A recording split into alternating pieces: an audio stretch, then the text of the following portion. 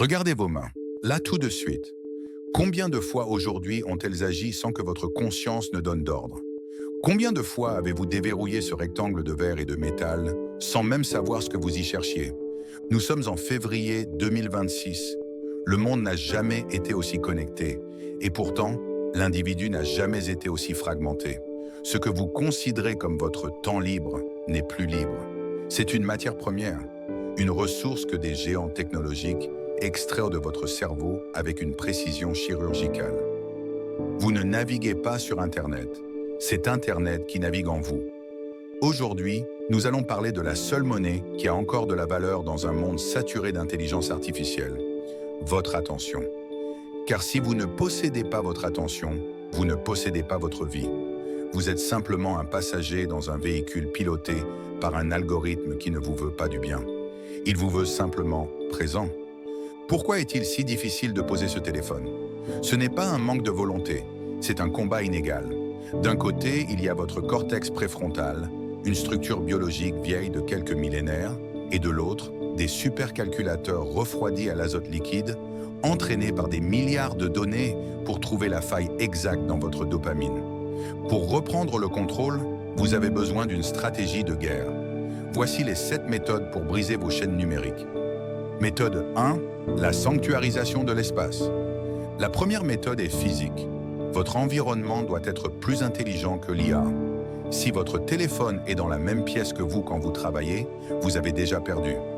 Des études de 2025 ont prouvé que la simple présence d'un smartphone, même éteint et face contre table, réduit la capacité cognitive de 15%. C'est ce qu'on appelle l'érosion par la présence. Votre cerveau consacre une partie de son énergie à ne pas regarder l'objet. Créez des zones zéro data. Votre chambre doit redevenir un temple du sommeil et votre bureau un laboratoire de création. L'IA gagne quand elle est à portée de main. Elle perd quand vous l'obligez à un effort physique pour être consulté. Méthode 2, la règle du pourquoi en 3 secondes. L'algorithme mise sur votre automatisme. La deuxième méthode consiste à briser la boucle réflexe. Avant chaque déverrouillage, imposez-vous une pause de 3 secondes. Posez-vous cette question. Pourquoi j'ouvre cette fenêtre? Si la réponse est floue, reposez l'objet. L'IA déteste la conscience. Elle prospère dans le brouillard de votre inconscience.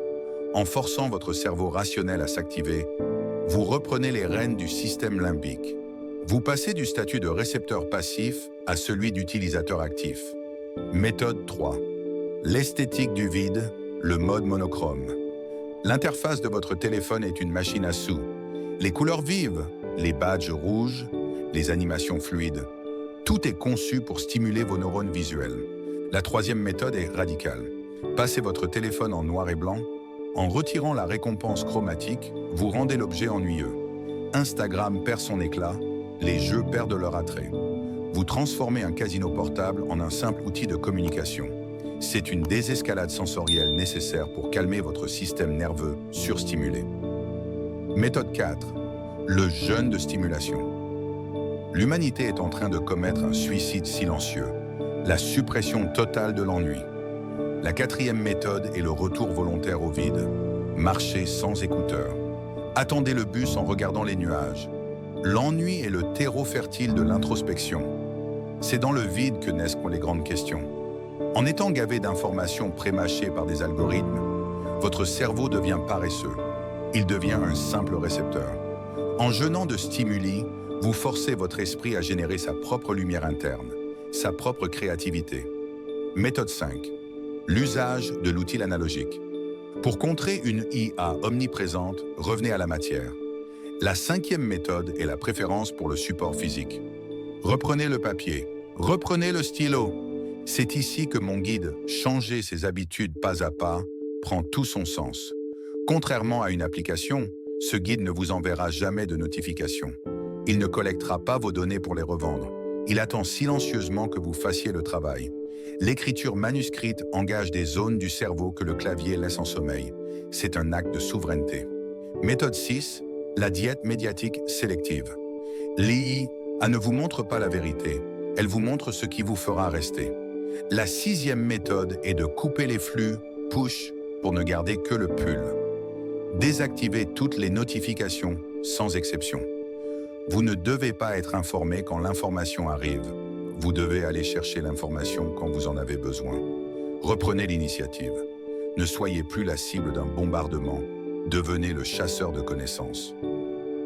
Méthode 7. La méditation du sentinelle. Enfin, la 7e méthode est mentale. Pratiquez la vigilance de l'attention. Considérez votre attention comme votre bien le plus précieux que votre argent. Chaque minute passée sur un contenu inutile est un vol commis contre votre futur. Soyez la sentinelle de votre propre esprit. Si un contenu ne vous rend pas plus fort, plus intelligent ou plus apaisé, il vous appauvrit. Le choix vous appartient. En ce mois de février, vous pouvez continuer à être la batterie qui alimente la matrice, ou vous pouvez décider de devenir l'architecte de votre propre réalité. L'IA va continuer de progresser, elle sera de plus en plus séduisante, mais elle n'aura jamais votre volonté, à moins que vous ne lui donniez. Reprenez le contrôle, pas demain, pas lundi, tout de suite. Fermez cet écran et allez vivre.